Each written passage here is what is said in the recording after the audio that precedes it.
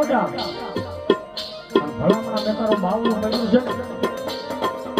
આ તારું બાવડું ડાયલું છે અને મને મામાનું મેળવાનું વધારે નહીં પણ એકવાર અહીંયા આપ્યા છે ને આ ભલામણા જા કદાચ માણાને મેં જમીન ઉતારું ને અરે તો તમારું ખીચડાનું કામ